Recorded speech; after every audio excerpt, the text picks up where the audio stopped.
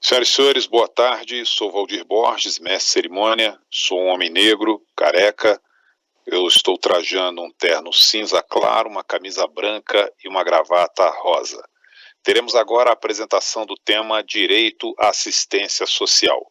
Solicitamos a todas e todos que façam sua audiodescrição ao iniciar as apresentações. E neste momento convidamos o Subprocurador-Geral do Trabalho, o Dr. José Lima, para coordenar os trabalhos desta mesa.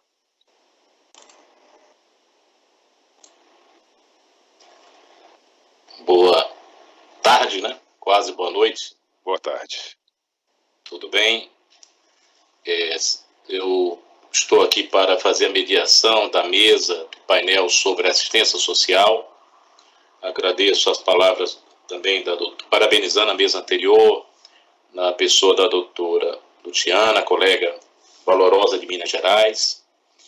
E eu sou um homem branco de 55 anos, cabelo grisalho, estou vestido de um terno escuro com listras, camisa branca e uma gravata esverdeada.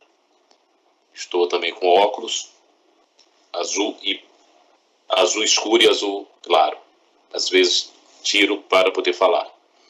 Nós estamos agora tratando sobre a assistência social, tema que está na Constituição Federal e que tanto é importante para todos. E ainda mais nesta época de pandemia. Acredito que essa mesa, apesar do terrível momento que vivemos, e apesar também do próprio horário, né, que ela se estende desse evento tão importante e tão impactante que é o Reconecta, nós poderemos saciar dúvidas, saciar as nossas indagações com a palestra e a conversa com o doutor Cláudio Trevos e doutor Ederson Santos, que são os palestrantes.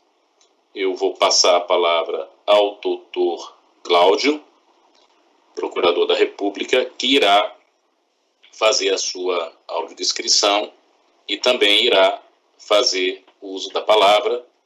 Em seguida, passarei a palavra ao doutor Ederson. Então, seja bem-vindo, doutor Cláudio. A palavra do senhor e o palco são seus. Obrigado, doutor José Lima, pela mediação na mesa.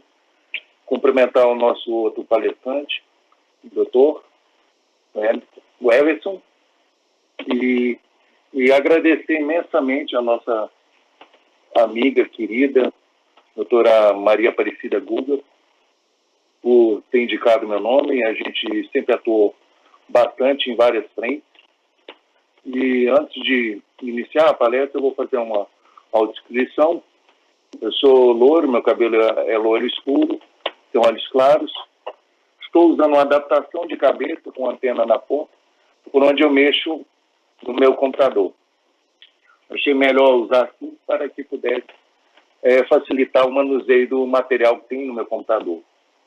E, ao fundo, eu estou usando uma gravata lilás, colete e uma camisa azul clara. Estou no meu escritório, contíguo ao meu quarto, e no fundo da imagem tem meus apetrechos de fisioterapia, minha cama. Sejam bem-vindos aqui em casa também. Agradeço. Bom, quando nós falamos em assistência social, nós temos que lembrar que a assistência social é um subsistema dentro do Seguridade Social, conforme a nossa Constituição preceitua, juntamente com a saúde e também com a Previdência Social. Então, indo já ao artigo 203 da Constituição Federal, no seu caput, diz o seguinte: a assistência social será prestada a quem dela necessitar, independentemente de contribuição à Seguridade Social, e tem por objetivos: primeiro, a proteção à família, à maternidade, à infância, à adolescência e à velhice, o amparo às crianças e adolescentes carentes, a promoção da integração ao mercado de trabalho, a habilitação e reabilitação das pessoas portadoras de deficiência, segundo a Constituição, e a promoção de sua integração à vida comunitária. E, por último, a garantia de um salário mínimo de benefício mensal à pessoa portadora de deficiência e ao idoso que comprovem não possuir meios de prover a própria manutenção ou de tê-la provida por sua família, conforme dispuser a lei. Esse artigo, se nós observarmos, ele vem dar mais concretude ao fundamento da nossa Constituição, o fundamento encontrado no artigo 1º da nossa Constituição, inciso 3º, a dignidade da pessoa humana. Quando nós prevemos, quando a Constituição coloca esse princípio da dignidade nesse patamar como fundamento da nossa Carta, isso significa que ela deve ter um olhar mais humano, mais humanizante em relação a todos que aqui estão, independente de credo, de religião, de ideologia, de cor, raça e condição social e qualquer diferença regional e qualquer outra distinção que possa ter. Então, nós vemos que dentro dos objetivos fundamentais colocados na Constituição, diz que a intenção dos constituintes é construir uma sociedade livre, justa e solidária, garantir o desenvolvimento nacional, erradicar a pobreza e a marginalização e reduzir as desigualdades sociais e regionais, promover o bem de todos, sem preconceito de origem, raça, sexo, cor, idade e quaisquer outras formas de discriminação. Quando ela proporcionou esse benefício, faltou assim, um norte assim, de início para várias questões que surgiram dali e que eu pretendo abordar nessa explanação, se o tempo assim me deixar, para poder trazer algumas discussões que surgiram em relação ao benefício. É importante, primeiro, mencionar o conceito, né? O que é esse benefício de prestação continuada? Qual é a natureza dele? A sua natureza é um benefício assistencial, segundo eu estou conceituando aqui, assistencial, constitucional, de índole personalíssima, ou seja, não pode ser transmitido a mais ninguém. De natureza alimentar, porque tem por finalidade garantir o mínimo existencial da pessoa, não contributiva, ou seja, não precisa de contribuição, e não devolutiva. A pessoa não precisa devolver o que recebeu futuramente. De trato continuado, ou seja, contínuo, sempre, desde que mantenha as condições de necessidade previstas, é devido mensal e sucessivamente. Pago à pessoa com deficiência e ao idoso que comprovem não possuir meios de prover a própria manutenção ou tê-la provida por sua família. Essa incapacidade, a lei posterior, no caso a lei orgânica da assistência social, ela previu como critério objetivo inicial que é considerada a pessoa que não tem condição de prover sua própria manutenção ou sua família, quando a renda per capita dentro desse seio familiar for igual ou inferior a 1/4 de salário mínimo. E, bom, nesse sentido, nós temos aqui um parâmetro para enfrentar as outras discussões que vêm aí. Quando eu falei que ela possuía esses requisitos já constitucionais previstos, indispensáveis para poder começar digamos, o legislador deitar seu esmiuçamento eu quis colocar dois requisitos importantes. A primeira delas é a pessoa com deficiência e é o idoso, que é a pessoa com 65 anos. Só essas pessoas que podem fazer esse requerimento. A pessoa com deficiência, ela precisa passar por uma avaliação biopsicossocial, e o idoso tem que comprovar apenas a idade e a questão da necessidade. E o outro requisito é que comprove não possui meios de prover a própria manutenção ou de tê-la por sua família. Precursoramente, na história, esse benefício de prestação continuada, ela se baseou na renda mensal vitalícia, instituída pela Lei 6.179 de 74, que era um dos amparos previdenciários ali previstos.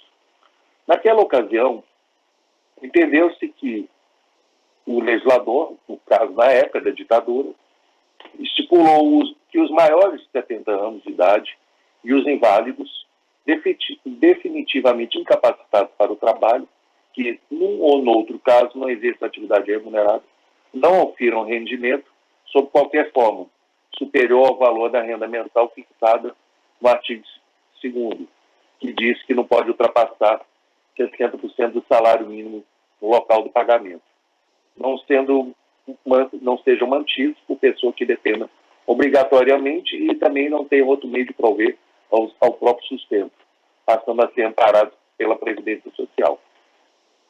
Então, o instrumento assistencial que tinha naquela época, e que hoje nós temos esse espelho mais amplo e mais humano, é o benefício de prestação continuada. Ele se inspirou nessa lei, nessa renda mensal vitalícia. E com o advento da lei da LOAS, ela expressamente extinguiu, no seu artigo 40, essa renda mensal vitalícia. Bom, vamos entrar em algumas questões importantes que eu acho que temos que debruçar. Uma das questões importantes que sempre se apresentaram na aplicação da lei da LOA foi a questão do conceito da pessoa com deficiência. E até hoje é muito questionado esse conceito, porque ele é muito indeterminado e depende de uma série de fatores. E nós podemos ver que já desde a época de quando começaram as discussões em relação aos direitos da pessoa com deficiência, no final da década de 70, havia muita discussão, inclusive, sobre o que é a pessoa com deficiência. O que ela é, o que ela precisa ter de apoio e de suporte para poder continuar sendo útil à sociedade e ter a sua dignidade reconhecida. Nós sabemos que, na construção desse conceito de pessoa com deficiência, inicialmente adotou-se um modelo médico que era baseado numa doença, num estado de saúde determinado. Hoje, com a adoção do modelo biopsicossocial internacional, aquele modelo médico passou a se integrar com o modelo social, em que é analisado juntamente com outros requisitos, outros fatores, o enquadramento daquela pessoa como no conceito da pessoa com deficiência. Se nós observarmos a Convenção Internacional dos Direitos da Pessoa com Deficiência, internalizada aqui no nosso país, com status de emenda constitucional, pelo decreto 6949/2009, num dos seus considerandos, e na letra E, diz que, reconhecendo que a deficiência é um conceito em evolução e que a deficiência resulta da interação entre pessoas com deficiência e as barreiras devidas às atitudes e ao ambiente que impedem a plena e efetiva participação dessas pessoas na sociedade em igualdade de oportunidades com as demais pessoas. Reconhecendo ainda a diversidade no item I, a diversidade das pessoas com deficiência. Eu queria chamar a atenção um pouco de todos que esse modelo, como eu falei, o modelo médico, foi um modelo adotado inicialmente pela ONU, na Resolução 3.447, de 9 de dezembro de 75. Aquela época, entendia que pessoas deficientes, ipsis-literis, que eu estou lendo, refere-se a qualquer pessoa incapaz de assegurar por si mesma, total ou parcialmente, as necessidades de uma vida individual ou social normal, em decorrência de uma deficiência, congênita ou não, em suas capacidades físicas ou mentais. Como vemos, esse tipo de conceito era o conceito médico, em que eu há pouco falei. E esse conceito médico, ele foi adotado inicialmente pela Lei 8.742, que é a Lei Orgânica da Assistência Social. E no artigo 20, no seu parágrafo 2º, dizia no texto original: para efeito de concessão desse benefício, a pessoa portadora de deficiência é aquela incapacitada para a vida independente e para o trabalho. Ou seja, ela entendia que a pessoa deficiente ela é incapacitada, ou seja, ela não tinha capacidade para ter uma vida independente e para o trabalho. Uma pessoa, hoje, nós bem sabemos que uma pessoa com deficiência, como é o meu caso, eu sou tetraplégico, tenho deficiência física, eu tenho capacidade plena para a minha vida independente, claro, com algumas limitações na minha vida independente em razão da minha falta de autonomia, algumas questões. E tenho plena capacidade para o trabalho.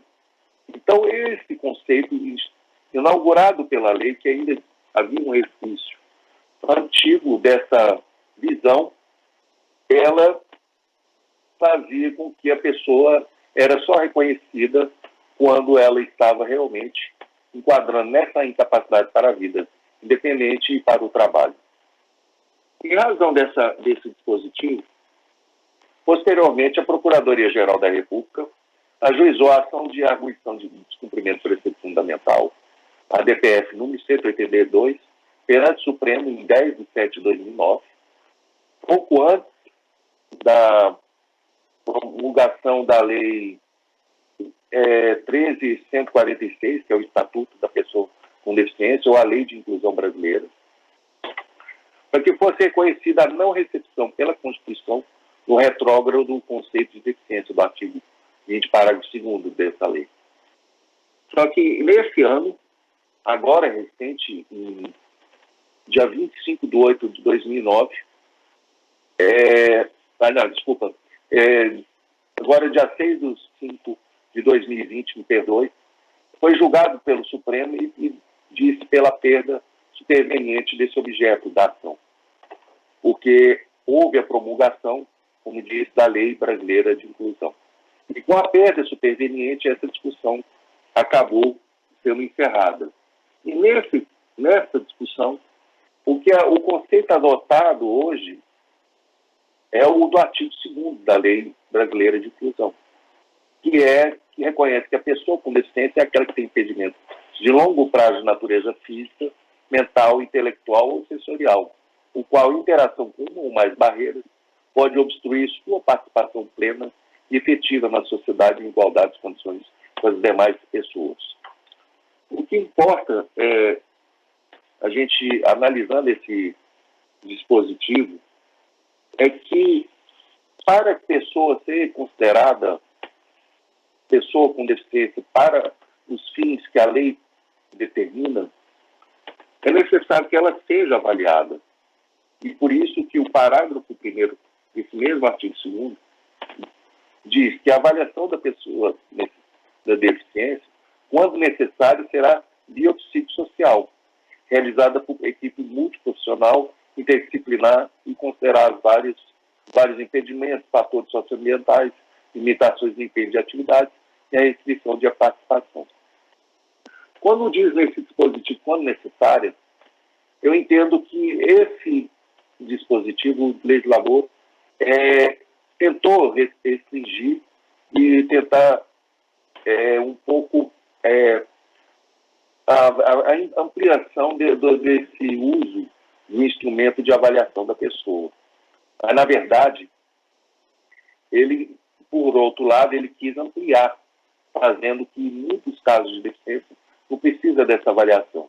No meu sentir, eu acho que toda avaliação tem que passar por uma análise multiprofissional, multidisciplinar, biopsicossocial, para que essa equipe possa degustar, reconhecer essa deficiência e ver as dificuldades que ela tem, e ver se enquadra.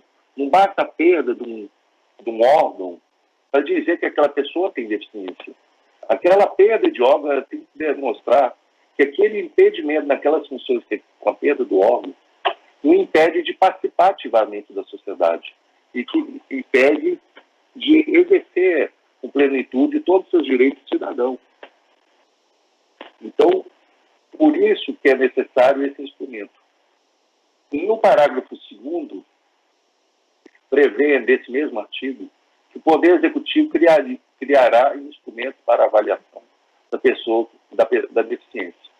Hoje, trazendo aqui em breve relato, há um Sistema Único de Avaliação de Deficiência em projeto, em vias de implementação, com certificação digital. Possivelmente com vários órgãos colaborando para implementar esse Sistema Único de Avaliação da Pessoa com Deficiência. E nesse sistema será utilizado o IFDRM, que é o Índice de Funcionalidade Brasileiro Modificado.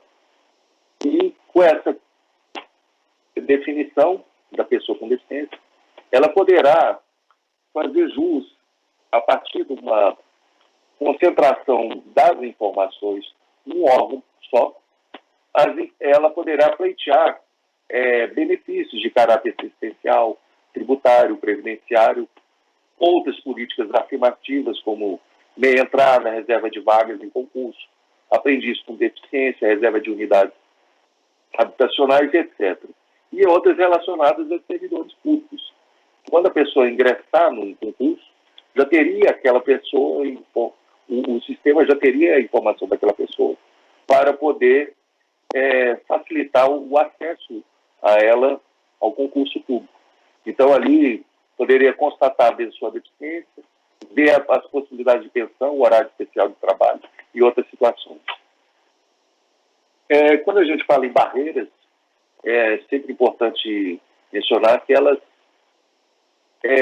como eu falei, é qualquer entrave, obstáculo, atitude ou comportamento que limite e impeça a participação social da pessoa, bem como o gozo, a fruição, o exercício de seus direitos à acessibilidade, à liberdade de movimento e de expressão, à comunicação, ao acesso à informação, à compreensão, à circulação com segurança, e entre outros, classificados em barreiras urbanísticas, arquitetônicas, barreiras nos transportes, barreiras nas comunicações e na informação, barreiras atitudinais e barreiras tecnológicas.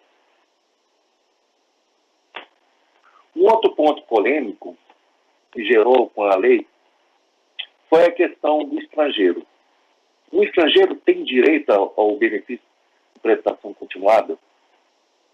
Se nós olharmos friamente a lei orgânica, nós vamos ver lá no início a assistência social, direito do cidadão e dever do Estado. E verá que ali se refere apenas ao cidadão, ou seja, aquela pessoa nascida no nosso país, ou naturalizada aqui, e que exerça a sua cidadania. E o exercício e a condição de cidadão, a gente se vê reconhecido com o título de eleitor. E não era isso que a Constituição queria. O que a Constituição dizia é que a assistência social será prestada a quem dela necessitar. Ela não faz referência. Então, se nós olharmos também o preâmbulo da Constituição, nós vamos ver que ele, o Constituinte, destinou a assegurar o exercício dos direitos sociais individuais, a liberdade, a segurança, o bem-estar, o desenvolvimento, a igualdade e a justiça. Então, a intenção dele é amparar todos que aqui se encontram.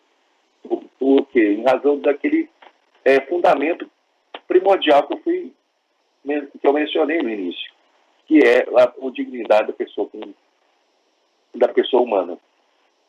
E se nós virmos que no artigo 5º diz que todos são iguais perante a lei, sem distinção de qualquer natureza, essa igualdade perante a lei, sim, ela existe e ela é efetiva também no reconhecimento de direitos. E ali diz, garantindo isso aos brasileiros e aos estrangeiros residentes no país.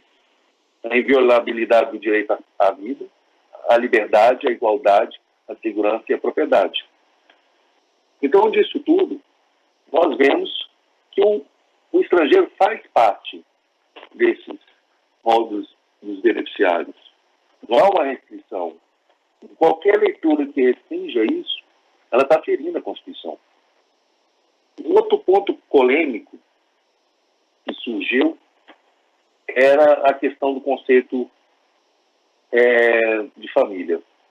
Se nós olharmos a Convenção Internacional dos Direitos da Pessoa com Deficiência, ela dispõe, no seu considerando X, que a família é o núcleo natural e fundamental da sociedade e tem o direito de receber a proteção da sociedade e do Estado e de que as pessoas com deficiência e seus familiares devam receber proteção e assistência necessária para tornar as famílias capazes de contribuir para o exercício pleno e equitativo dos direitos da pessoa com deficiência. Todavia, quando surgiu a lei, na sua leitura original, na sua disposição original, lá dizia o que no parágrafo 1º do artigo 20? Para os efeitos do disposto no caput, entende-se por família a unidade mononuclear, vivendo sob o mesmo teto, cuja economia é mantida pela contribuição de seus integrantes. Ou seja, lá nesse dispositivo, ela reconhecia apenas a família quem estivesse vivendo sob o mesmo teto e mantendo a contribuição dentro sob o mesmo teto. Então, ela não reconhecia outras pessoas, primos, tios, muitas vezes, muitos lugares carentes, a família toda integra o mesmo teto. E toda a família mora junto com avô, tios, sobrinhos, e pais e tudo mais. Então, essa análise demonstrou que esse conceito ele fere o que a lei apregoava, que é ampliar e conceder assistência social às pessoas com deficiência. E aí, posteriormente, a Lei 9.720 de 98, ela alterou esse dispositivo e passou a entender família o conjunto de pessoas elencadas no artigo 16 da Lei 8.213 de 91, desde que vivem sob o mesmo teto. Nessa lei, que prevê sobre o regime geral de previdência social, lá coloca nesse artigo, quais são as pessoas que enquadram no conceito de família. O cônjuge, companheiro, o filho. E, se observar, só considera a pessoa, naquele contexto como família, quando a pessoa tem alguma, segundo invalidez ou deficiência, e que assim seja declarada, né, judicialmente ou reconhecida pela administração.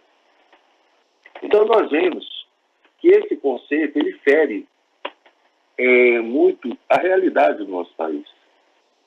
E aí, com isso, em 2011, a Lei 12.435 alterou esse dispositivo para estabelecer a ordem ao caos que era.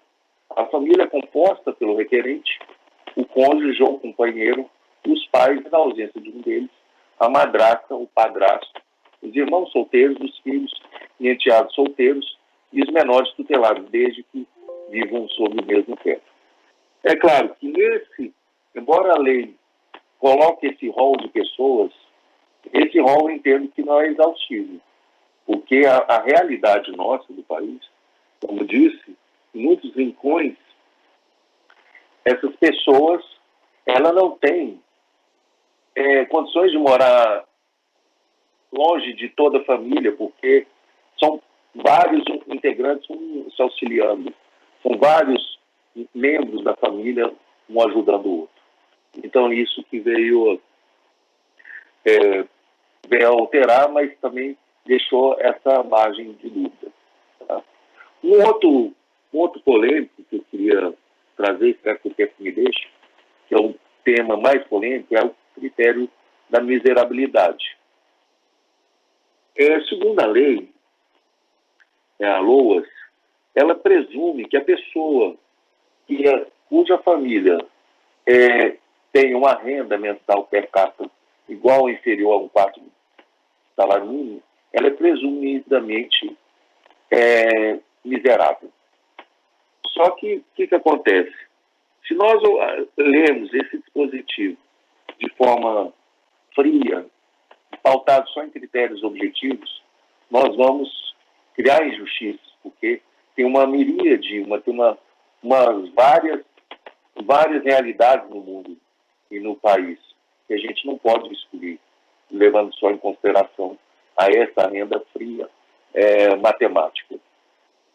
Então, mas mesmo assim, o Supremo, quando declarou a sua constitucionalidade, ele disse que aqueles critérios eram objetivos e tinha uma presunção iure et iure, ou seja, não é como depois evoluiu, que é uma presunção iure tanto, que admitia prova em contrário, e aí continuou, mesmo apesar da posição firme do Supremo, esse critério demonstrou uma enorme injustiça, porque desconhece que pessoas com deficiência muitas vezes têm um dispêndio de gastos diários que consome boa parte da renda que recebe, com fralda, com alimentação especial, e que não é conseguido na rede pública. Então, com um tempo, viu que realmente, se aplicasse isoladamente esses critérios, que destoavam e ainda destoam da nossa realidade brasileira, essa vulnerabilidade social permitia excluir do alcance do benefício funcionalmente assegurado uma gama enorme de pessoas. E aí, com isso mesmo, contrariando o Supremo, a jurisprudência esparsa, distribuída no país todo, começou a flexibilizar esses parâmetros e estava vendo um fechamento do que a Constituição queria, na verdade. Então, isso ocasionou uma continuidade na ampliação. É claro, o Supremo entendia que essas inventividades hermenêuticas, segundo o voto, comprometia o que a lei queria, na verdade. Mas era o contrário. Pela leitura dos juízes que conhecem as várias situações reais, multifacetárias, apresentadas na sua circunscrição, ele viu que aplicar realmente o critério da lei e adotar a solução mais adequada é verificar a realidade social da família brasileira. Então, passou-se a entender que não era um requisito não exaustivo. Em vez posteriores, inclusive, ampliaram o critério para meio.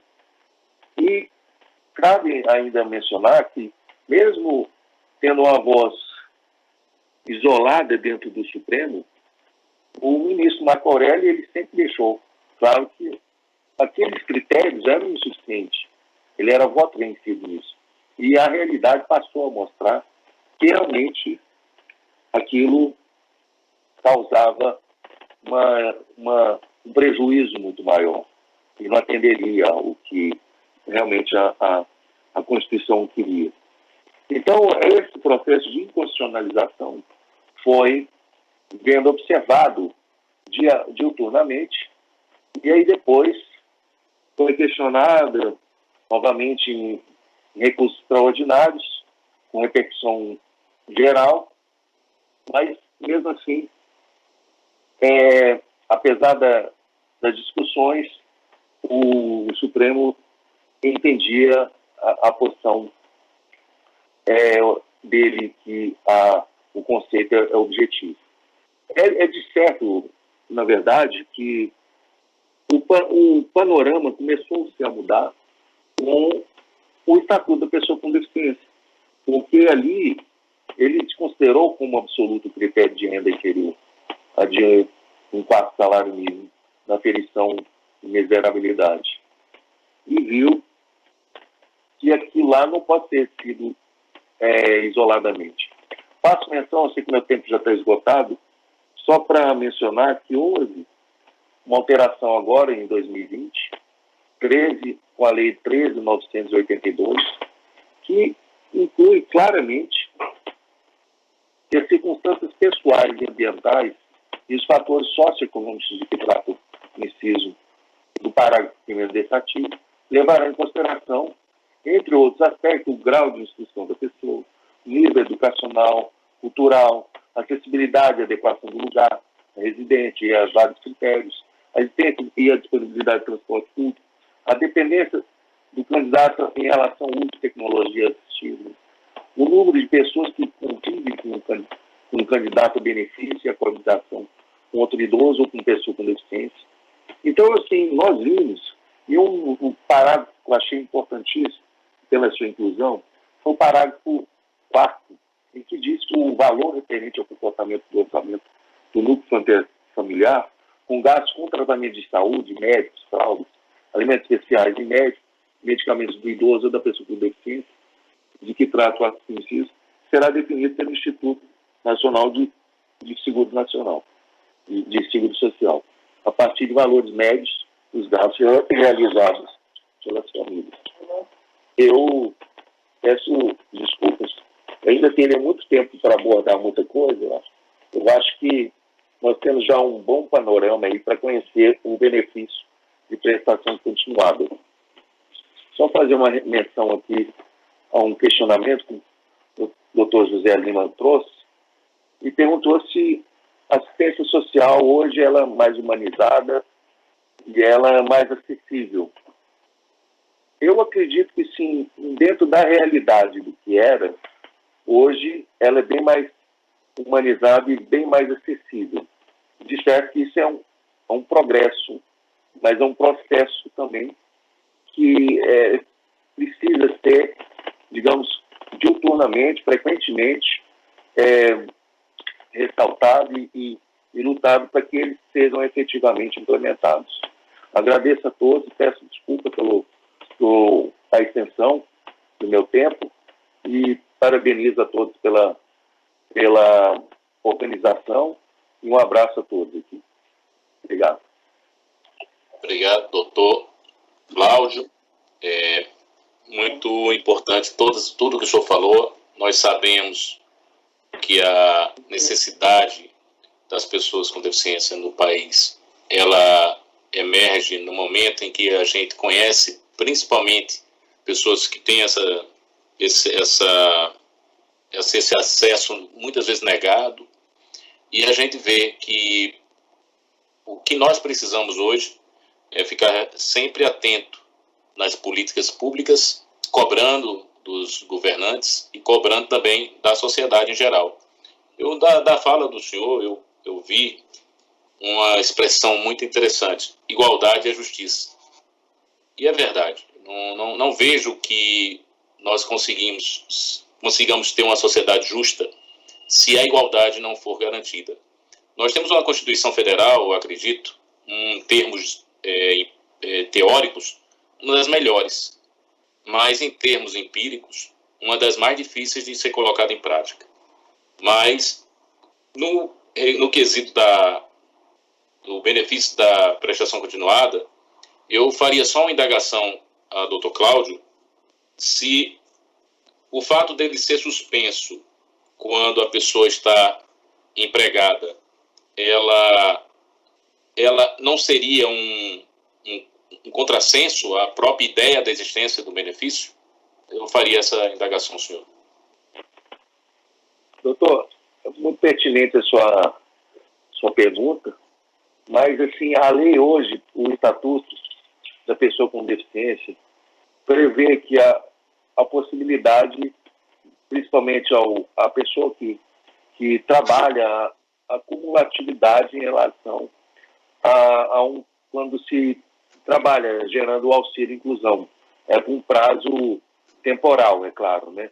Mas, de certo, você impor condição para o exercício, vendo que a pessoa está fazendo o papel dela, lutando pela diminuição da sua barreira, né, de participação na sociedade, ela acaba sendo preterida de alcançar degraus maiores, você limitando um recurso que é importantíssimo para a vida dela. Porque esse recurso, cumulativamente com o recurso do seu trabalho, poderá proporcioná-la uma maior independência e uma maior possibilidade de participação na sociedade. Eu concordo com o senhor plenamente.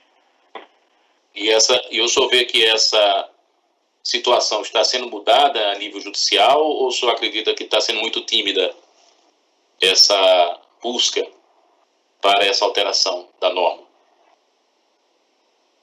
Olha, doutor, assim, eu não tenho acompanhado com frequência os debates, né? Até porque eu tenho atuado mais na área criminal. Mas, pelo que eu vi até então, de lá para cá, tem tido uma certa evolução, sim. Pelo pouco conhecimento e pelas informações que eu tenho tido instadas aí nas informações que são soltas em sites. Assim, eu acredito que tem tido uma certa evolução, sim. Mas ainda é muito tacanha, ela é muito limitada, e que é um processo, como eu falei, ela vai ter que levar muito tempo para poder, digamos, ter a sua efetiva concretização.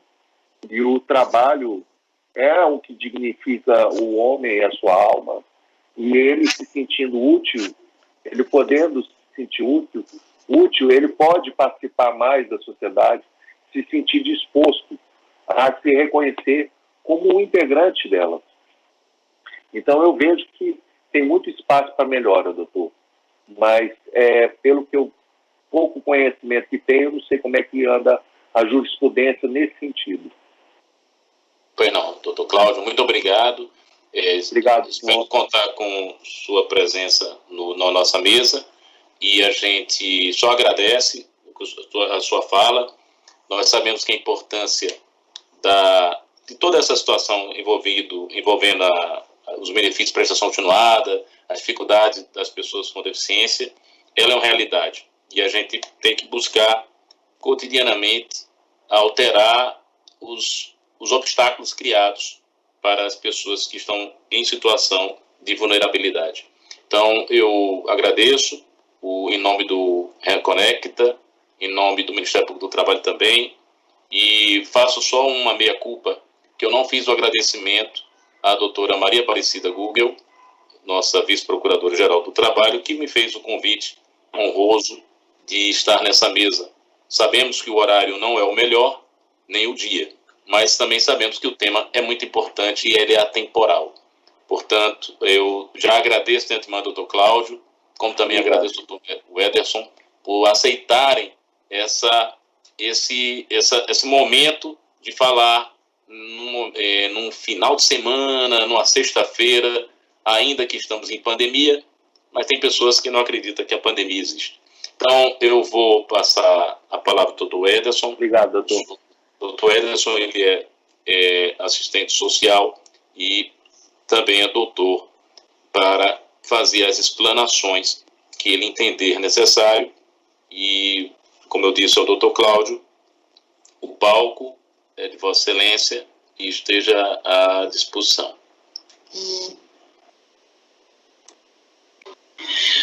Muito obrigado, doutor José de Lima, pela apresentação. Parabenizar aí o doutor Cláudio Dreves, que me antecedeu, que foi brilhante a sua fala, que nos brindou aqui com uma aula nessa tarde de sexta, aí, iniciando o final de semana, no calor que nós estamos enfrentando aí, e foi uma fala com muita riqueza e profundidade, e ao mesmo tempo com detalhamento aí de determinados aspectos, e parece até que a gente combinou aí algumas coisas, porque a minha fala ela vai trazer aí alguns aspectos mais do ponto de vista do significado da política de assistência social, a conexão dela com outras políticas aí na ideia de uma atenção integral às pessoas com deficiência. Eu acredito que vai fazer bastante, pelo menos para mim aqui, está fazendo bastante sentido, espero que faça para todos os demais aí. Antes de começar, eu vou fazer aqui a minha audiodescrição. Eu sou uma pessoa branca, dos cabelos pretos, eu tenho uma barba aqui, eu estou usando óculos e também um fone de ouvido aqui um pouco avantajado, só para poder tentar diminuir um pouco os ruídos que possam aparecer aqui da vizinhança. Eu estou aqui falando e no meu fundo aqui, atrás de mim tem uma parede branca, tem alguns vasos aqui ao lado. Eu estou usando uma camisa verde água, claro. Eu também parabenizo aí, faço coro a todos aqueles que estão cumprimentando aí a organização desse evento importantíssimo, né, exatamente pelo momento que nós estamos vivendo. Cumprimento a todos aí os organizadores, cumprimento a todos aí os envolvidos nesse grande evento, aí na pessoa da doutora Maria Aparecida Gugel, uma pessoa que eu tenho profunda admiração, profundo respeito. Nós já estamos aí, nós nos conhecemos há muito tempo, na luta aí e na proteção e na defesa dos direitos da pessoa com deficiência, nas diferentes esferas e espaços aí de atuação. Eu como acadêmico, como assistente social, como servidor público da Previdência Social, como professor universitário também, foi nesses caminhos aí que os nossos caminhos foram se encontrando, e agradeço muito o convite para estar nesse momento aqui. Alguns dos elementos aqui que eu abordaria até foram aí me antecedidos pelo Dr. Cláudio, então, obviamente, eu não vou trazer aí alguns aspectos mais que ele acabou abordando e muito bem aí trabalhado e aprofundado nessas análises que ele recuperou de todos os nossos desafios aí envolvidos tanto na assistência social de um modo mais geral, mas particularmente aí quanto ao BPC, as mudanças recentes. Então eu não vou me ater a esses aspectos, eu vou trazer aqui algumas reflexões do ponto de vista de qual é o papel da política de assistência social no momento que nós estamos vivendo, né? Já eram desafiantes aí as várias questões acumuladas colocadas para a política de assistência social no arcabouço da Seguridade Social na nossa Constituição Federal de 88, e acredito que o passar do tempo aí, a década de 90, a primeira década dos anos 2000, nós estamos aí finalizando a segunda década, e acredito que os desafios se acumularam e no contexto de uma pandemia se agudizaram. E não tem como a gente falar dos desafios da política de assistência social sem a gente conectá-la com as questões contemporâneas agora, né? Acho que esse próprio objetivo aí de conectar essas discussões todas no contexto maior da sociedade é o próprio objetivo desse evento.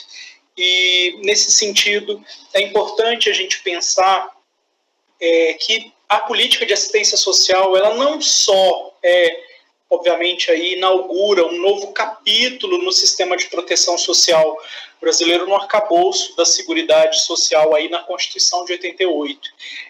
Eu acredito que é mais do que isso. É isso, né, e é ainda mais do que isso, naquela ideia de que a política de assistência social no arcabouço da Seguridade Social, ela anuncia um outro projeto societário.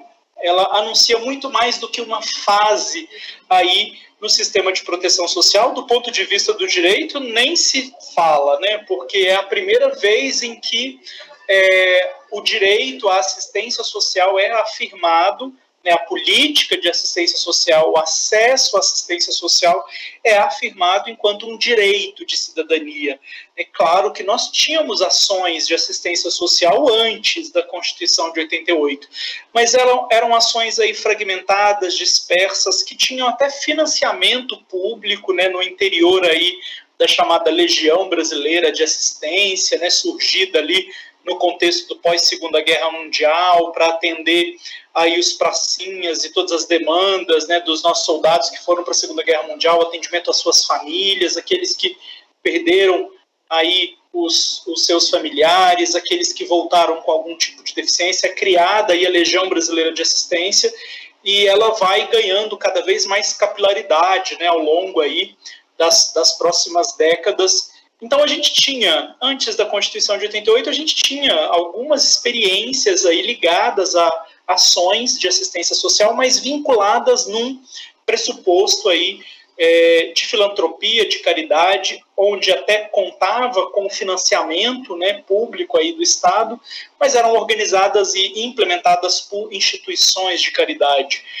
Não eram assentadas na perspectiva de direito, de cidadania. Essa perspectiva de direito é assumida com a Constituição Federal de 88, quando, no bojo aí da proteção da Seguridade Social, é assinalada a assistência social, como muito bem o doutor Cláudio trouxe aí na fala que me antecedeu.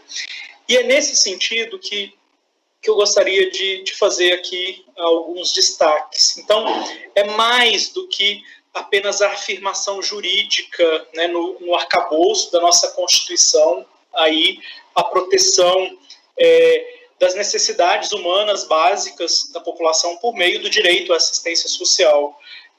A assistência social afirmada no arcabouço aí da Seguridade Social aponta, vislumbra uma outra organização social, uma outra forma de organizar a sociedade, quando ela afirma que as necessidades humanas básicas, aí, o mínimo existencial, precisa ser garantido para todos os indivíduos, independente de quaisquer situações aí que o particularizem. Então, se na organização aí da sociedade via trabalho ele não consegue oferir uma renda que vai ali garantir o seu sustento, é preciso ter políticas públicas que promovam e que garantam esse atendimento dessas necessidades básicas aí que permitam ali sustentar, né, o mínimo existencial. Então, vejam vocês, é uma mudança radical que aponta aí a afirmação da assistência social enquanto um direito de cidadania aí no arcabouço da Seguridade Social.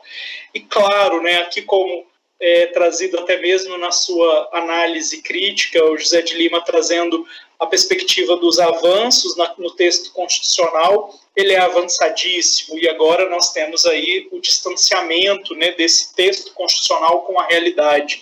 E é aquilo que a gente sempre costuma, né, analisar. A legislação, ela, em linhas gerais, ela sempre vai guardar aí uma certa distância, né, da realidade social, né? Ela sempre vai estar aquém daquilo que a realidade ali demonstra, e o objetivo da legislação é apontar para esses caminhos que precisam aí ser garantidos. E a pergunta importante que a gente tem que fazer é como criar estratégias para cada vez mais a gente aproximar, né, a realidade desse horizonte que anuncia as legislações que, em seu escopo, elas são muito avançadas. É o nosso caso da Constituição, é o nosso caso de tantas outras legislações aí. E é nesse sentido que, a partir aí da afirmação constitucional, em 1988, a gente vai ver que os anos 90, os anos 2000, é repleto de contradições que vão evidenciar a própria contradição da política social, né?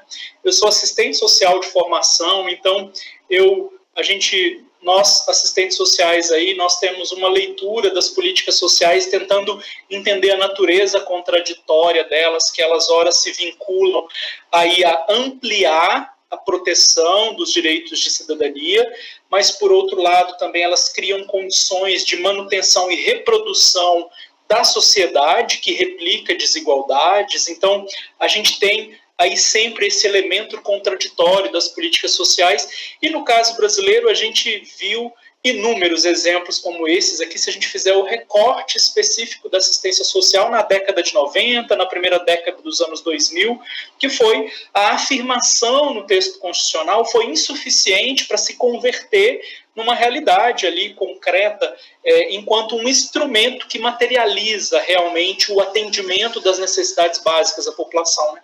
A década de 90 no Brasil aí, seja pela ofensiva neoliberal, de redução do papel do Estado no financiamento das políticas públicas, desresponsabilização do Estado, transferindo a responsabilidade aí pela provisão e manutenção das políticas sociais, seja para a família, seja para os mercados, seja para o terceiro setor, aí se desresponsabilizando mesmo, e esse cenário dos anos 90, ele é muito deletério para a própria política de assistência social, né?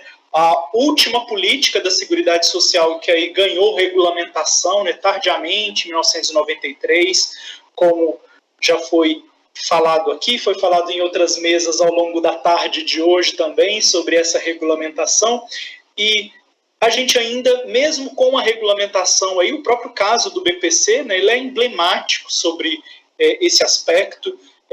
Tardiamente, a Lei Orgânica da Assistência Social regulamentada, em 1993, o próprio benefício de prestação continuada ainda aí vai ganhar uma implementação alguns anos depois, até mesmo sofre um processo de judicialização antes mesmo dele ser implementado, né, uma ação aí de descumprimento de preceito fundamental, e ele começa a entrar aí em execução, ser implementado, e passa por um conjunto de alterações aí, que nós estamos falando nos últimos quase 30 anos aí de criação, né, se a gente considerar o preceito lá no artigo 203 da Constituição, que fala da garantia do salário mínimo aí para as pessoas com deficiência, para as pessoas idosas que não têm condições de prover o seu sustento e nem tê-lo provido pelas suas famílias.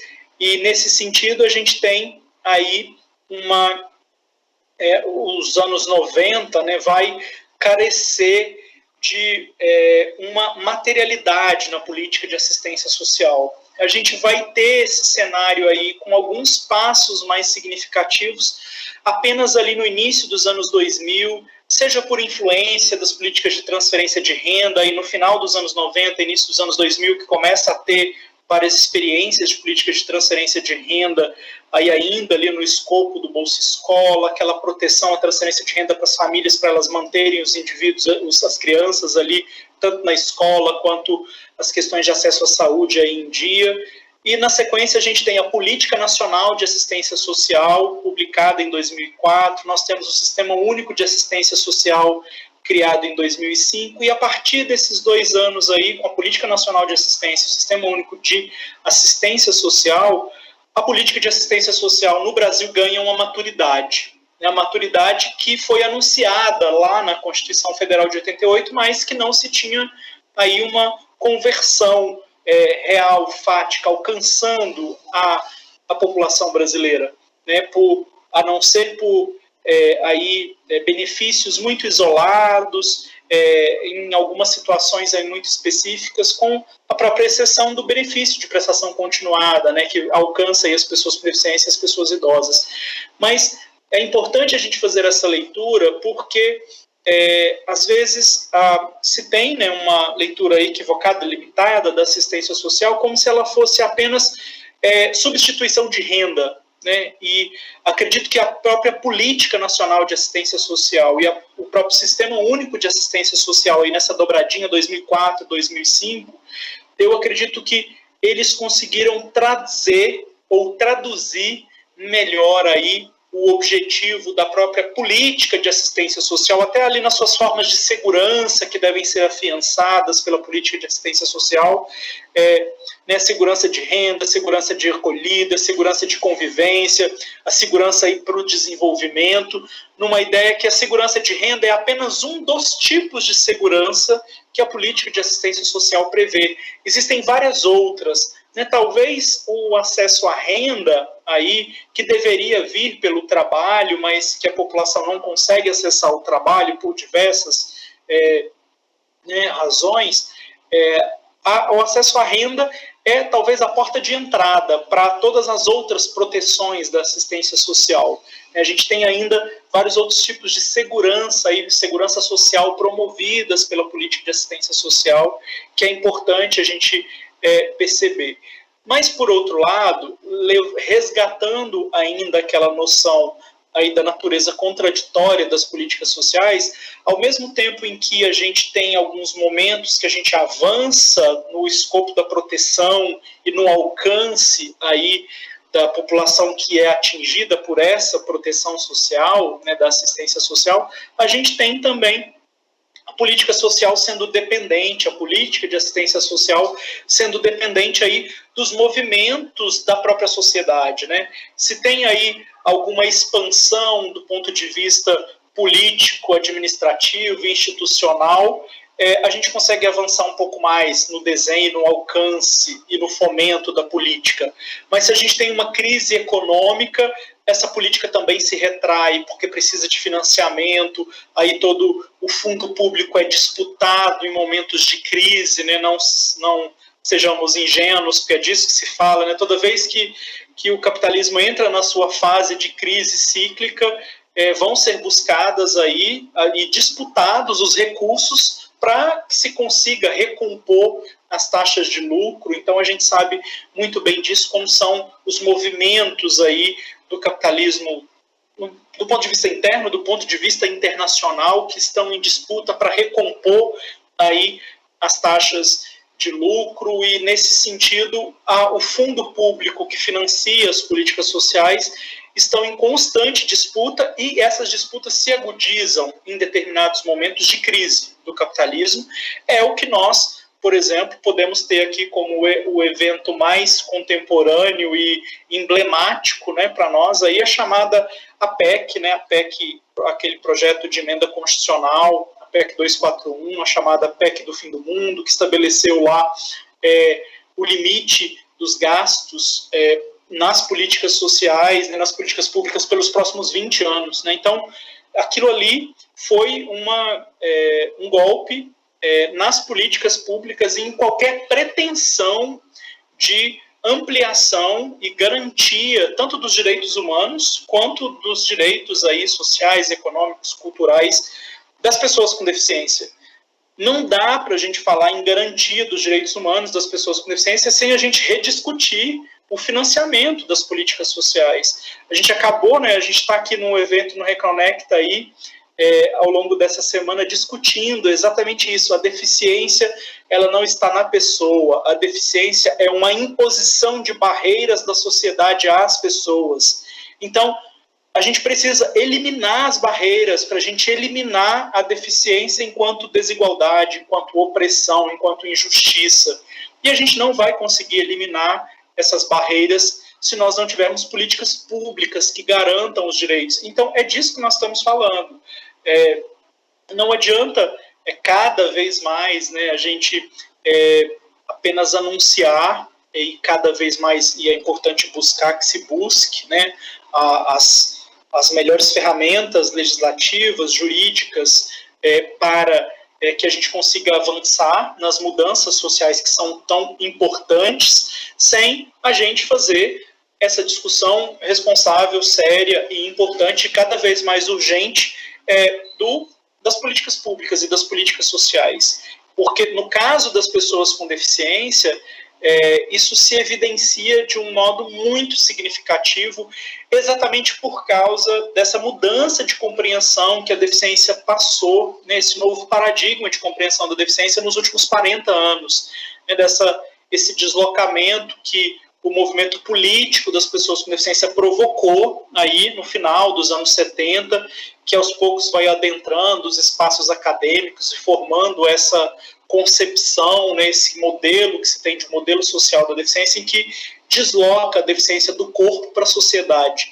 Se desloca do corpo para a sociedade precisa atender às necessidades da população com deficiência na medida aí, né, da equidade, do tratamento justo, do tratamento igualitário, né, tendo como norte aqui, né, podemos usar aí, o próprio Dr. Cláudio trouxe aí muito bem, a questão da proteção da dignidade humana e ela compreendida não naquele aspecto mais subjetivo que a gente poderia encontrar, né, a população com deficiência poderia encontrar aí certa dificuldade de entender como se faz essa proteção da dignidade humana.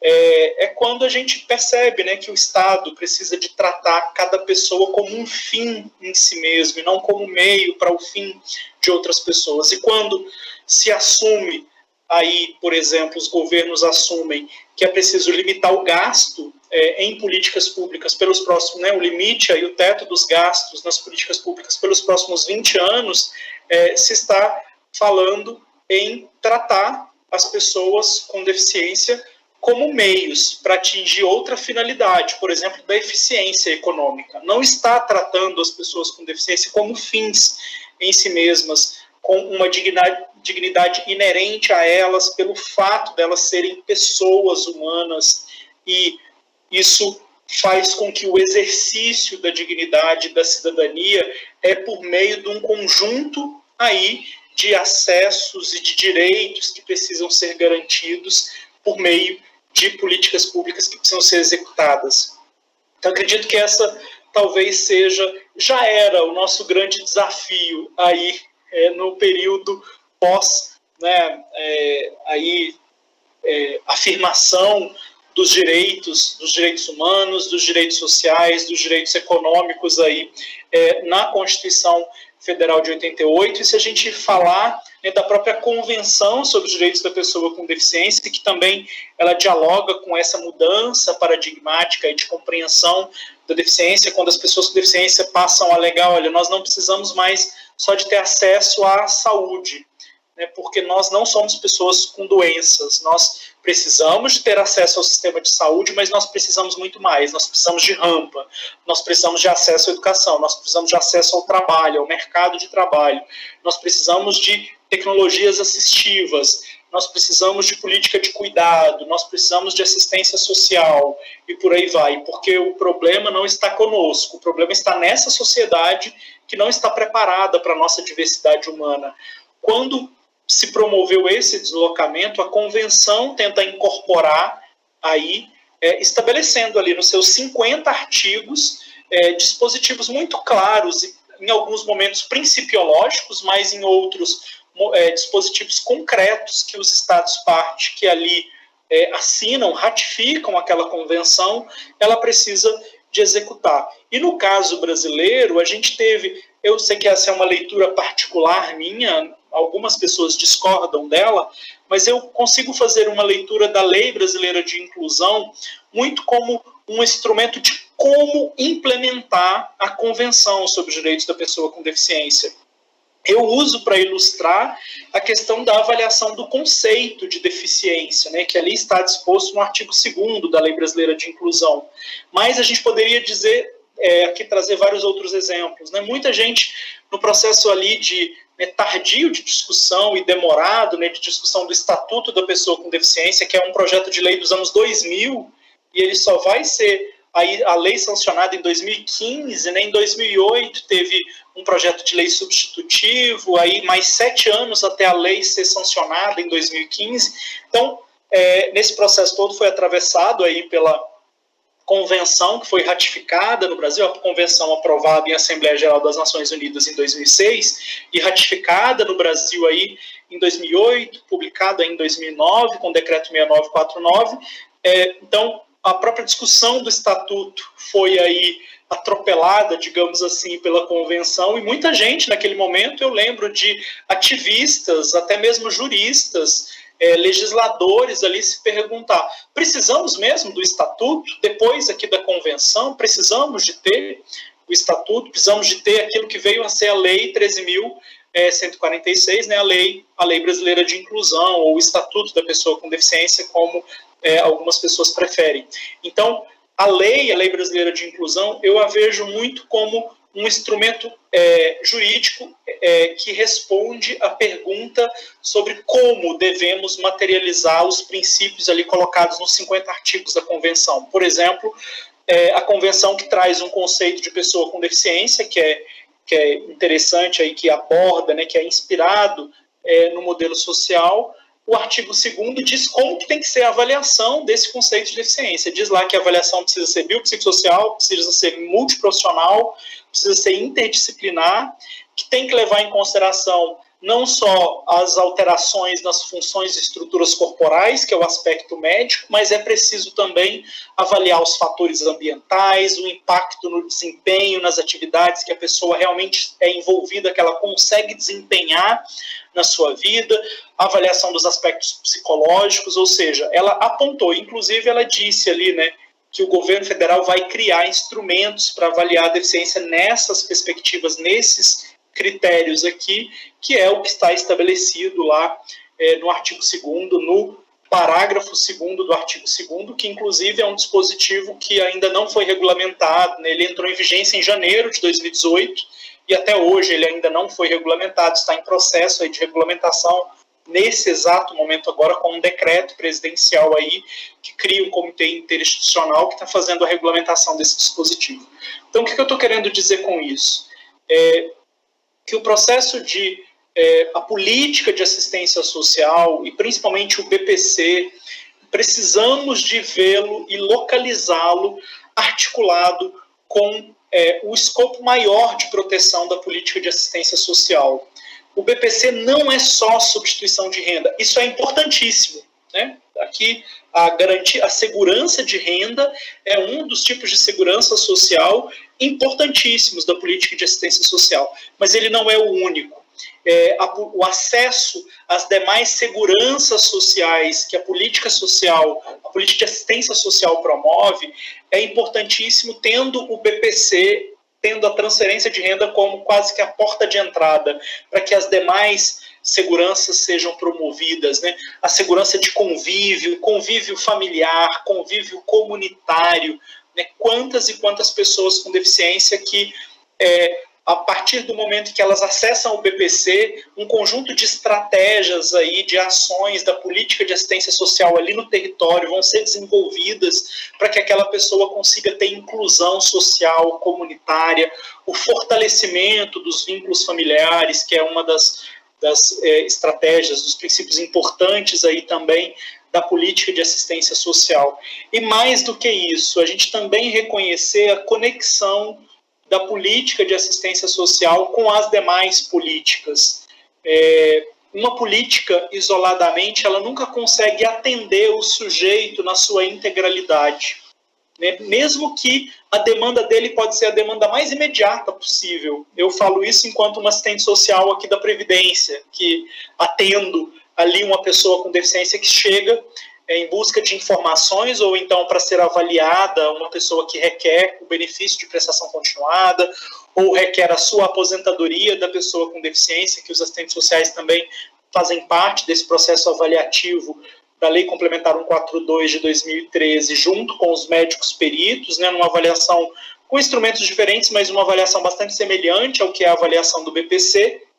E nesse sentido, ali, quando a gente avalia, a pessoa pode ter uma demanda específica, é o acesso ao BPC, é o acesso à sua aposentadoria, mas na avaliação que nós ali realizamos com ela, quando a gente parte desse princípio de que aquele sujeito que está ali na minha frente é um sujeito dotado de direitos e aquela situação que ele vive de vulnerabilidade, de privação e até mesmo de riscos, é porque é uma situação que é resultante de vários outros direitos que foram violados, quando eu parto desse princípio, eu consigo entender que, por mais que a demanda dele ali seja de um atendimento muito imediato, de acesso a uma renda, mas eu preciso de ter essa noção de que o atendimento das demandas daquele sujeito, quando eu a vejo enquanto um sujeito integral, elas precisam de ser atendidas até mesmo não só no âmbito da previdência social, mas articulado com a política de assistência, articulado com a política de saúde. A política de saúde, então, nem se fala, né? O quanto que nós vivemos ainda no Brasil pessoas que experimentam deficiência em função de precariedades no nosso sistema de saúde. Né? Não precisa de avançarmos muito nisso, e o quanto que isso é bastante evidente. Eu, no meu cotidiano profissional, no INSS, o quanto que eu atendo 24 horas por dia pessoas que ali demandam benefício assistencial, demandam benefício previdenciário, e nas suas histórias de vida, ali a sua deficiência que é agravada ou que surgiu em função de precariedades aí no sistema de saúde e por aí vai, né? Tanto acidente de trabalho, questões aí de saúde, falta de acesso a serviços, assistência de saúde, seja ali pré-natal, até nos primeiros momentos ali após o parto e em várias outras fases da vida.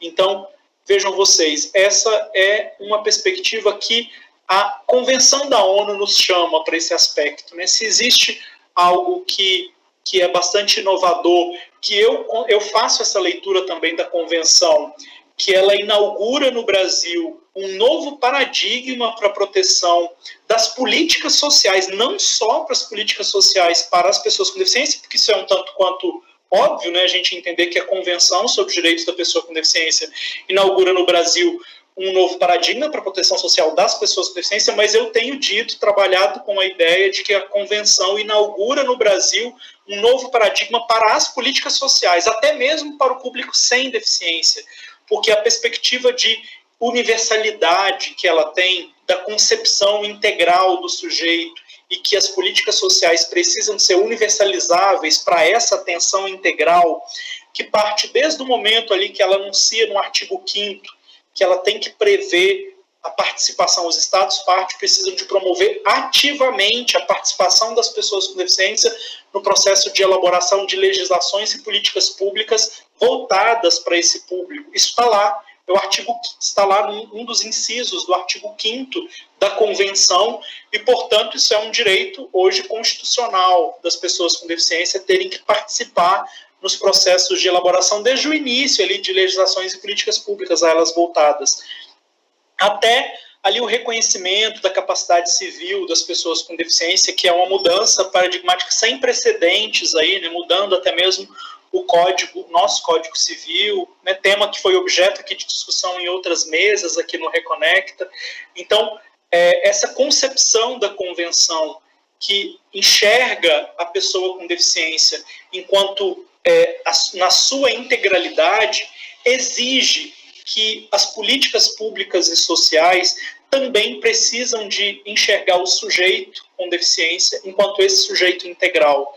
E, portanto, a atenção das políticas públicas precisa se dar nessa perspectiva, inclusive articulada com as demais políticas, com as demais ações. A política de assistência social ela não vai cumprir com a sua finalidade se a execução dela se dá aí, ocorrer de forma descolada ou desconectada das demais políticas sociais como previdência, saúde, assistência, transporte, mobilidade, cultura, ciência e tecnologia e por aí vai.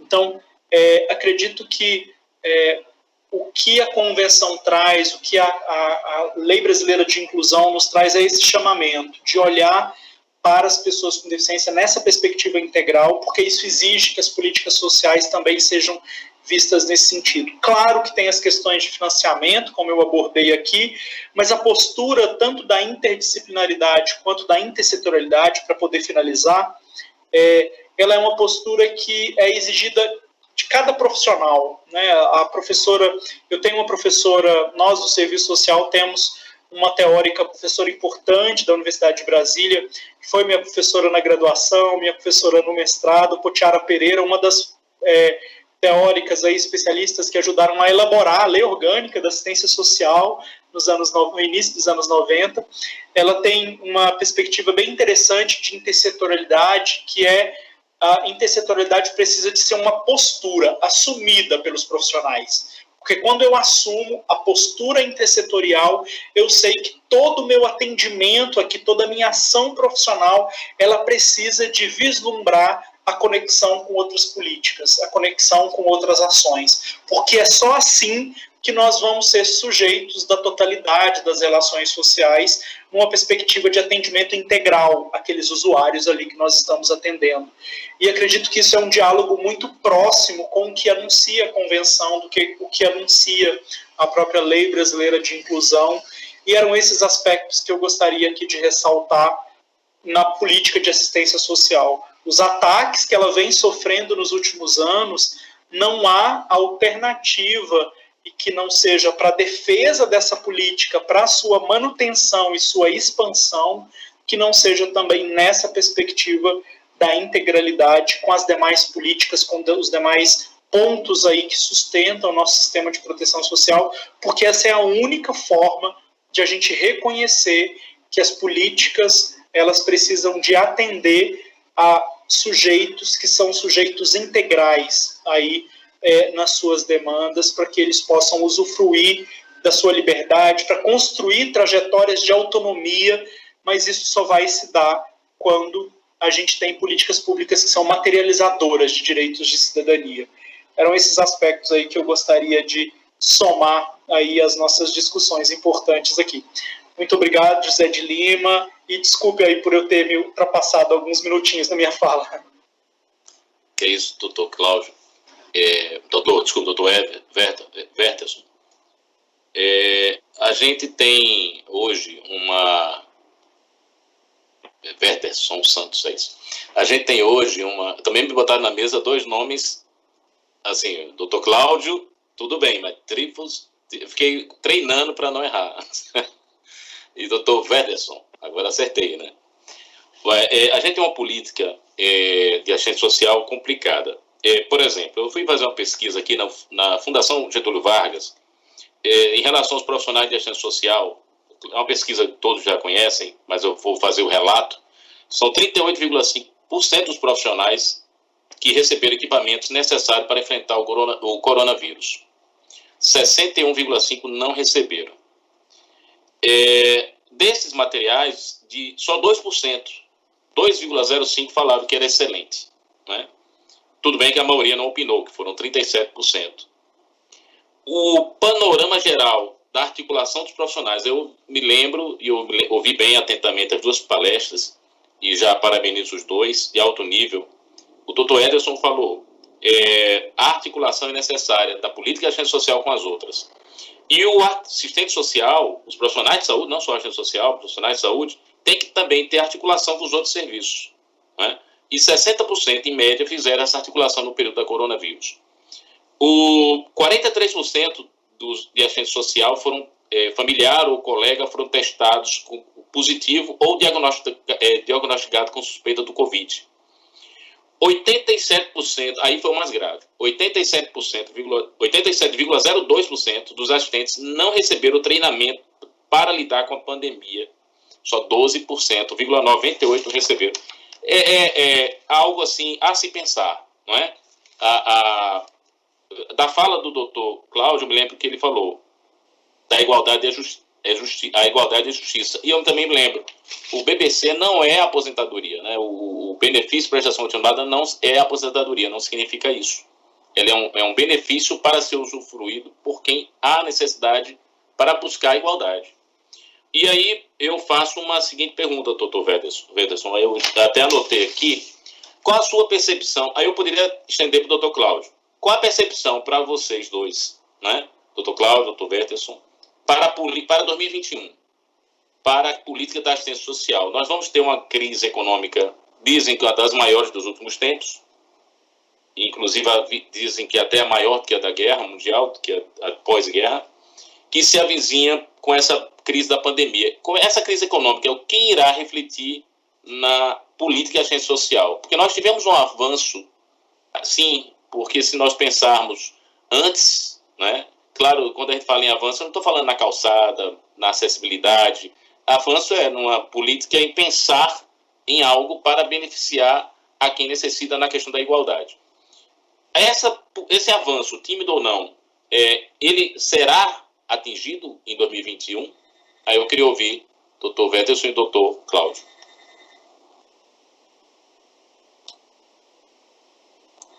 Pode responder, doutor. Bom, o senhor quer responder, doutor Weterson? Tranquilo, posso começar. Vai ser até bom, doutor Cláudio, que eu acho que eu vou abordar aqui aquelas questões que foram feitas para nós antes mesmo da gente ter começado, que eu acabei não abordando muito aqueles elementos, mas prometo ser breve. Vamos estipular só 3 minutinhos para cada um falar, para a gente não se estender muito, tá bom? Perfeito. Bom, na minha perspectiva, a gente tem aí um cenário, eu atendendo a população usuária da assistência social aí no meu trabalho, no meu cotidiano, na Previdência, eu já estou sentindo aí o quanto que o cotidiano da vida das pessoas com deficiência já foi impactado, obviamente, aí pela pandemia.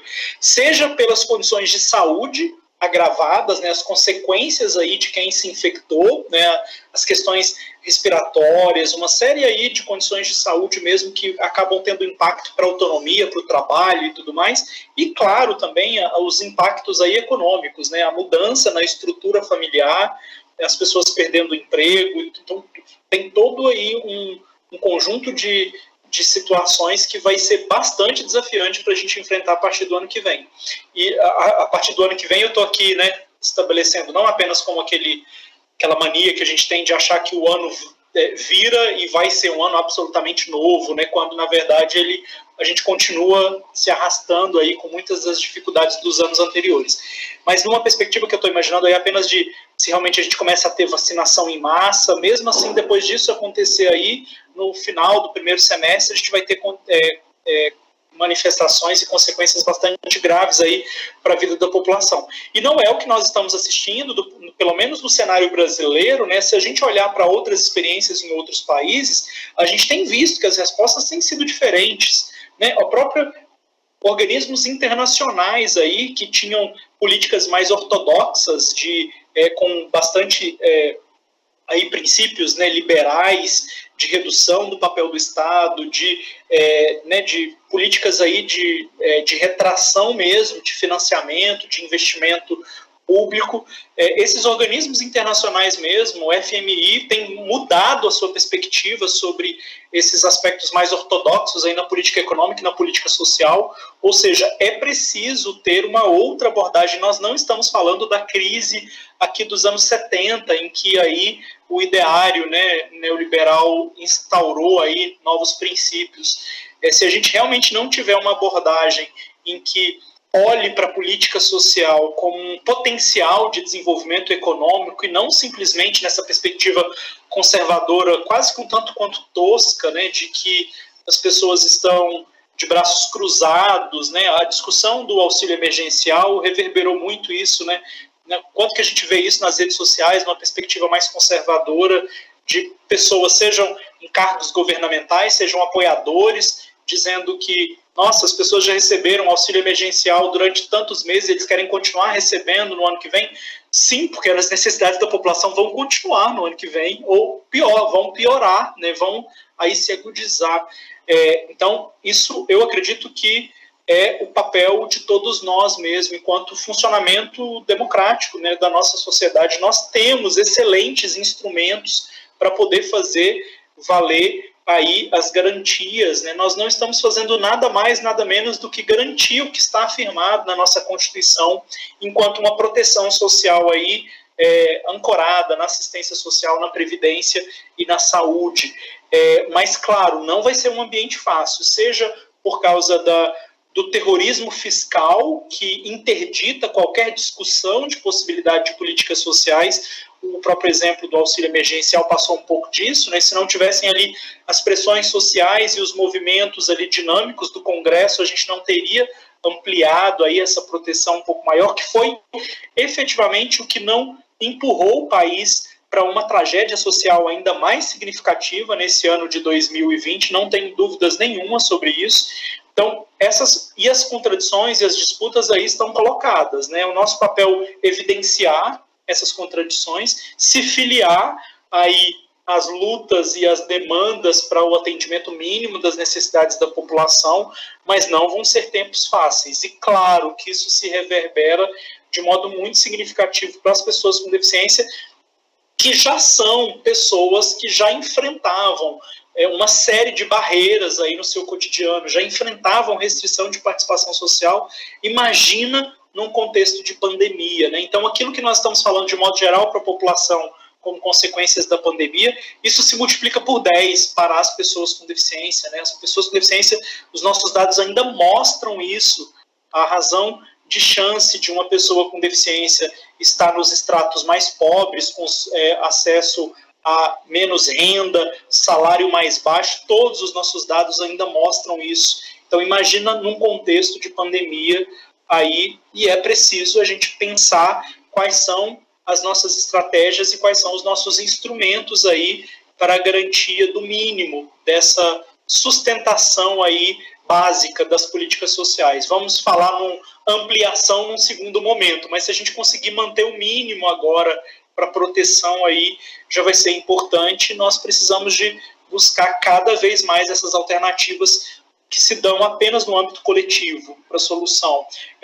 Aí os envolvimentos, tanto do ponto de vista legislativo, os nossos instrumentos jurídicos, todo o nosso sistema de justiça, mas a aproximação também com as organizações da sociedade civil, no sentido de ampliar as estratégias mesmo de defesa dos direitos aí, tanto da população de modo geral, mas em especial das pessoas com deficiência que já estão sendo muito afetadas. Não. Doutor Cláudio.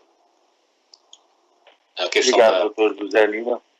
Bom, assim, toda crise gera implicações em políticas públicas, né?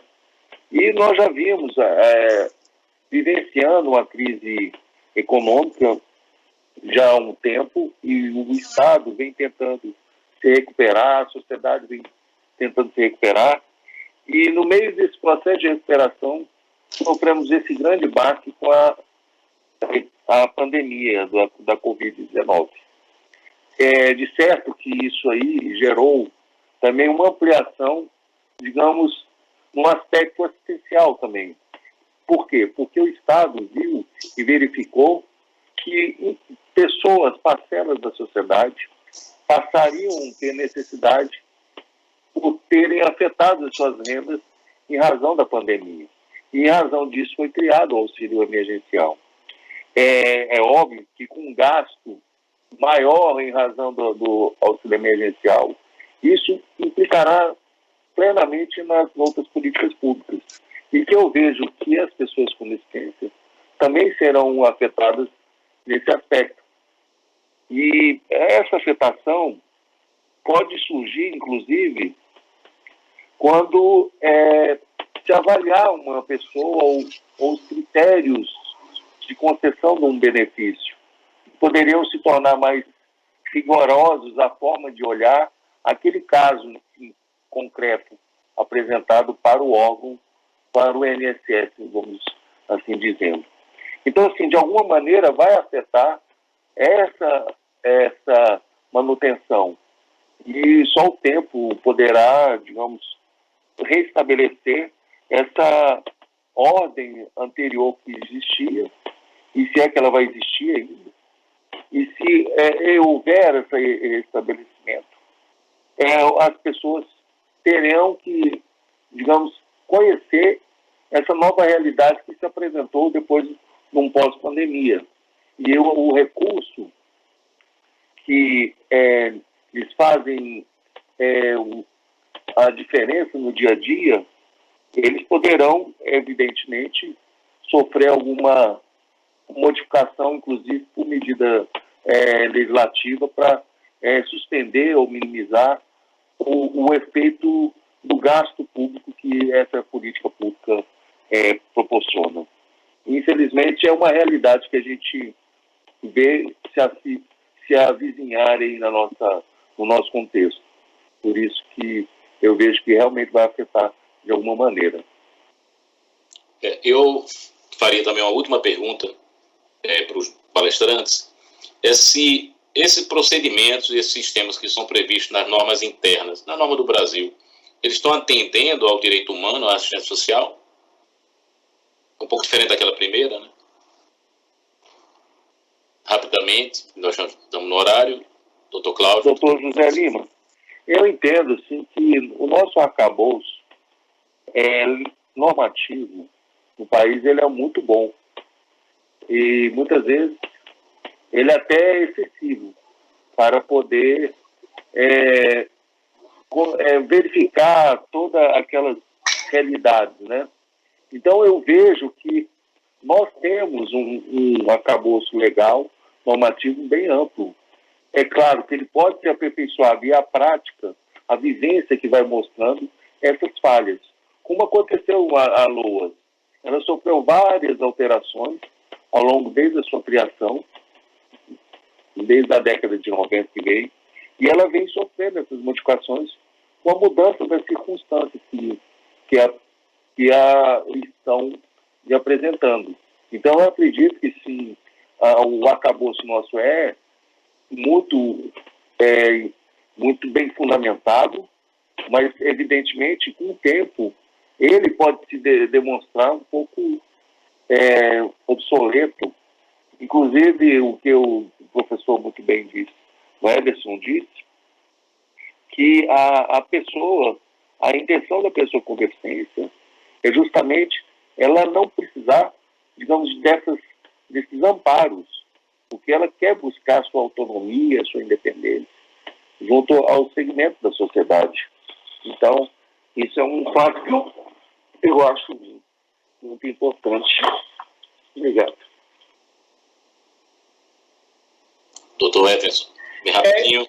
Eu ainda acrescentaria aí, para complementar, a ideia, né, de que a gente, por exemplo, do ponto de vista do INSS mesmo, é um bom exemplo para a gente pensar um processo de mudança que tem acontecido em toda a administração pública, de modo geral, não só no governo federal, no executivo, mas também no legislativo e judiciário, um processo de informatização de muitos processos de trabalho aí nos últimos anos, e que a pandemia intensificou, né, esse processo aí, seja o trabalho remoto, seja a informatização, a transformação aí digital de muitos dos serviços que estão sendo feitos, e o quanto que esse processo, que já estava caminhando mesmo antes da pandemia, né, agora foi intensificado, mas ele estava aí num curso natural, ganhando cada vez mais espaço, e nesse sentido a gente acaba esquecendo de contemplar as pessoas com deficiência. Então, vejam vocês, se nós estamos falando aí